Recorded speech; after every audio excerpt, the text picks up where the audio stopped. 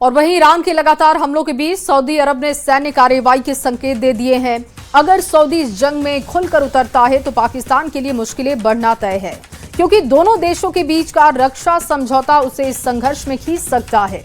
एक तरफ खाड़ी का संकट है, दूसरी तरफ अपने पड़ोसी अफगानिस्तान से जारी तनाव, और ऐसे में पाकिस्तान के सामने बड़ी रणनीतिक चुनौती खड़ी हो गई है।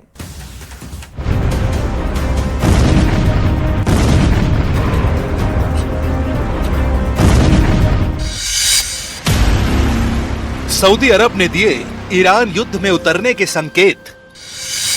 सऊदी के कदम से खौफ में पाकिस्तान।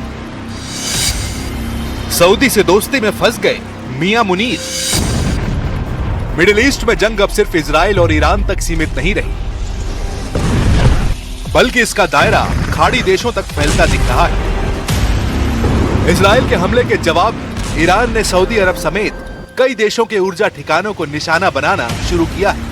ड्रोन और मिसाइल हमले से पूरे इलाके में दहशत फैल गई है। सऊदी अरब ने दावा किया कि उसने कई हमलों को हवा में ही नाकाम किया है, लेकिन ईरान की तरफ से लगातार बने हुए खतरे के चलते सऊदी अरब अब जंग में उतरने की तैयारी कर रहा है। अब सऊदी अरब ने भी साफ कर दिया है कि वो दबाव में नहीं आएगा और जरूरत पड़ी तो सैन्य कार्रवाई से पीछे नहीं हटेगा।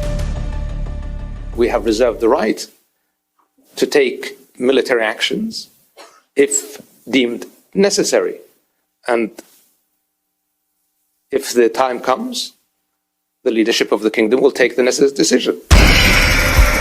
सऊदी अरब विदेश मंत्रालय के इस बयान के बाद साफ, अगर सऊदी के तेल ठिकानों पर बड़ा हमला हुआ तो रियाद खुलकर जंग में उतर सकता है। The targeting of Riyadh while a number of diplomats are meeting, I cannot see as coincidental.